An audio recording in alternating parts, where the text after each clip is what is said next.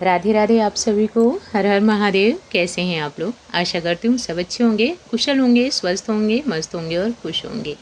सावन का महीना चल रहा है और हमारे घर में है आज रुद्राभिषेक, तो उसी की तैयारी चल रही है। और आज के वीडियो में हम लोग बात करेंगे घर में बरकत लाने के आसान उपाय क्या हैं। कई बार हम लोग परेशान होते हैं, समझ ही नहीं आता आखिर घर में कमी कहाँ है, कहाँ से कौन सी चीज़ रुकावट बन रही है। अगर आपके मन में भी ऐसे सवाल आते हैं तो आज की यह वीडियो आपके लिए बहुत खास होने वाली है, क्योंकि मैं आज आपको बताने वाली हूँ घर में बरकत और सुख शांति बनाए रखने के आसान उपाय। इन उपायों को करने में कोई बहुत बड़ा खर्चा नहीं है, बहुत सारी चीज़ें खरीदनी नहीं है, बस छोटी छोटी अपनी आदतों को बदलना है और हमारा जीवन बदल जाएगा। सबसे पहले और सबसे ज़रूरी बात, बरकत सिर्फ ज़्यादा पैसे आने का नाम नहीं है। घर में बरकत का मतलब है घर में सुख शांति बनी रहे, ज़रूरत के समय चीज़ें उपलब्ध रहें, परिवार के लोगों में प्यार बना रहे और मेहनत का सही फल मिलता रहे। तो चलिए जानते हैं ऐसे आसान उपाय जिन्हें आप अपनी रोज़मर्रा की ज़िंदगी में अपना सकते हैं। सबसे पहला उपाय है सुबह घर को साफ सुथरा करना और व्यवस्थित रखना। सुबह उठने के बाद घर थोड़ी देर के लिए व्यवस्थित ज़रूर करें। घर में झाड़ू पोछा करें, चीज़ों को अपनी अपनी जगह पर सेट करें। जहाँ ज़रूरत हो वहाँ झाड़ू ज़रूर लगाएं। सामान को अपनी जगह पर व्यवस्थित रखें। रसोई घर को एकदम साफ सुथरा करें। घर में बेकार सामान कभी भी जमा ना होने दें। कहा जाता है जिस घर में सफाई और व्यवस्था रहती है वहाँ सकारात्मक वातावरण बना रहता है। इसलिए घर को साफ रखना केवल सुंदरता के लिए नहीं बल्कि अपने मन को शांत रखने के लिए भी ज़रूरी है। एक छोटी सी आदत बनाइए, सुबह उठते ही सबसे पहले अपने कमरे और घर को व्यवस्थित करें। आप खुद महसूस करेंगे साफ घर में मन भी ज़्यादा शांत रहता है और हमें अच्छा महसूस होता है। दूसरा उपाय, रसोई को हमेशा साफ रखें। हमारे घर में रसोई बहुत ही महत्वपूर्ण जगह होती है। ये हमारे घर की आत्मा होती है, शुरुआत यहीं से होती है। इसलिए कोशिश करें रात में रसोई गंदा छोड़कर न सोएं। बर्तन को व्यवस्थित रखें। चूल्हे और रसोई के आसपास की जगह को हमेशा साफ रखें। खाने पीने की चीज़ों को सही तरीके से ढक कर रखें। रसोई जितनी ज़्यादा व्यवस्थित होगी उतना ही आपको काम करने में मन लगेगा और आसानी भी रहेगी। और सबसे बड़ी बात, खाने की चीज़ों का सम्मान ज़रूर करें। ज़रूरत से ज़्यादा खाना बनाकर उसे फेंकने की आदत छोड़ दें, क्योंकि अन्न की कदर करना हमारी अच्छी आदतों में से एक है। तीसरा उपाय, घर के मुख्य दरवाजे को हमेशा साफ सुथरा रखें। घर का मुख्य दरवाज़ा घर का प्रवेश स्थान माना जाता है, इसलिए कोशिश करें कि वहाँ जूते, चप्पल और बेकार सामान ढेर ना हो। कई बार लोग गलती करते हैं, घर से पूरा कूड़ा निकाल करके ले जा करके मेन गेट पर फेंक देते हैं या इधर उधर मेन गेट के पास।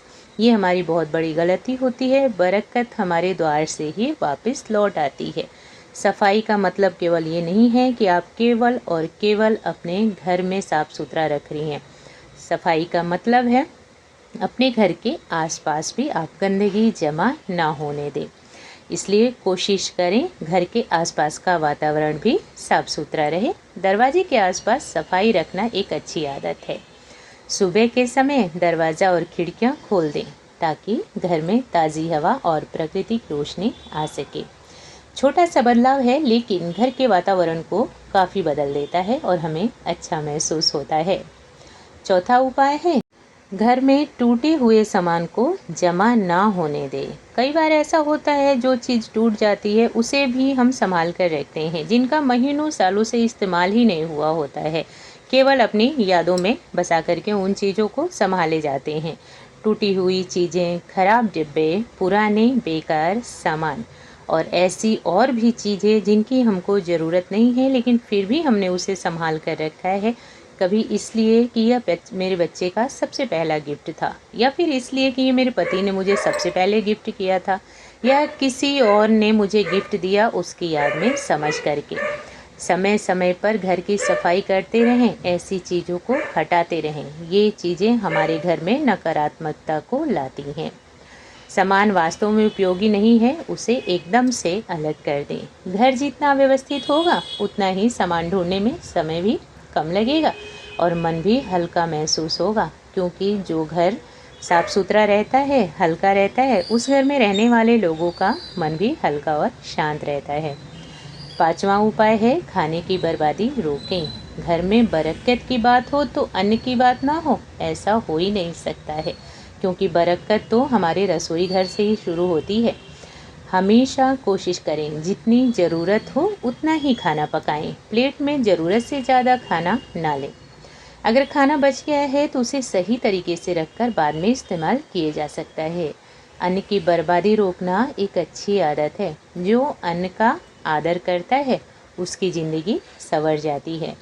और छोटी छोटी आदतें घर की आर्थिक व्यवस्था को भी बेहतर बनाने में मदद करती है। इसलिए घर में अन्नपूर्णा माता का आदर हमेशा करें। कई बार ऐसा होता है बच्चे 2 रोटी खाते हैं, लेकिन हम मम्मियाँ ज़बरदस्ती करके उनको 3-4 रोटी दे देते हैं। ज़बरदस्ती करते रहते हैं खाओ खाओ, लेकिन बच्चे फिर भी प्लेट में खाना छोड़ देते हैं। आखिर में वो खाना फिर डस्टबिन में जाता है। इस आदत को सुधार लें। जिसको जितना चाहिए उतना ही दें, थोड़ा थोड़ा करके सर्व करें ताकि खाने की बर्बादी ना हो। छठा उपाय है घर में मीठी भाषा बोलें। आपने घर में खूब साफ सफाई की, अपने रसोई को साफ किया, चीज़ों को व्यवस्थित रखा, अन्न का सम्मान किया, लेकिन आपकी भाषा ठीक नहीं है, आप बच्चों से ठीक से बातें नहीं करती हैं, आपके घर में अच्छे शब्द नहीं बोले जाते हैं, तो फिर इन चीज़ों का कोई मतलब नहीं। आप कुछ भी उपाय कर लें, घर में बरकत नहीं आएगी। हमारी बातें, हमारी भाषा, हमारे शब्द हमारे घर के माहौल पे बहुत बड़ा असर डालते हैं। यह उपाय सुनने में बहुत छोटा लगेगा, लेकिन इसका असर बड़ा बड़ा होता है। अभी आप ऐसा सोचेंगे कि भाषा से बरकत का क्या लेना देना, शब्दों से बरकत का क्या लेना देना, लेकिन बहुत गहरा असर पड़ता है। कई बार घर में पैसा और सामान पर्याप्त होता है, खूब लक्ष्मी आती है, लेकिन घर के लोगों में एक दूसरे में न प्यार से बात करने की अकल, ना ही एक दूसरे को सम्मान देते हैं और ना ही एक दूसरे के पास बैठना अच्छा लगता है।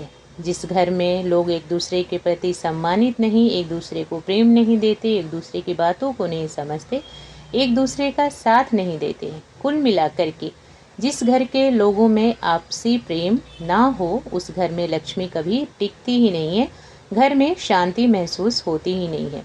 जैसा कि मैंने पहले बताया आप सबको कि बरकत का मतलब केवल लक्ष्मी आने से नहीं है।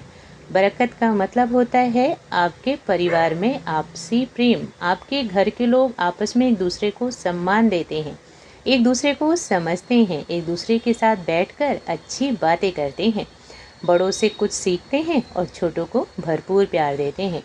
उस घर को कहा जाता है बरकत भरा घर। इसलिए कोशिश करें घर के लोगों से बात करते समय शब्दों का ध्यान रखें। खूब अच्छे शब्द बोलें, ऐसे शब्द बोलें जो आपको खुद सुनने में भी अच्छा लगे। कई बार हम ऐसे शब्दों का इस्तेमाल कर लेते हैं जो सामने वाले को बहुत बड़ी तकलीफ़ दे जाता है। जब भी आपके मन में कुछ ऐसा आए, कठोर वाणी बोलने का दिल करे, तो थोड़ा सा उन शब्दों को अपने ऊपर सोच करके देखें। आपको कैसा लगता है, आप कैसा महसूस करते हैं उन शब्दों को अपने ऊपर लेकर के। ठीक उसी तरह सामने वाले को भी समझें। ऐसे शब्द कभी ना बोलें जो सामने वाले के दिल को दुखाए। हमेशा सुंदर और मीठे शब्दों का इस्तेमाल करें ताकि आपको बोलकर भी अच्छा लगे और सामने वाले को सुन कर के भी अच्छा लगे। और हमारी ये आदत हमारे घर में बरकत लाती है। आशा करती हूँ आप सबको वीडियो पसंद आई होगी। अगर वीडियो अच्छी लगी हो तो लाइक और शेयर करिएगा। अपना बहुमूल्य समय देने के लिए आप सभी का खूब खूब धन्यवाद। जय श्री राधे कृष्णा। हर हर महादेव।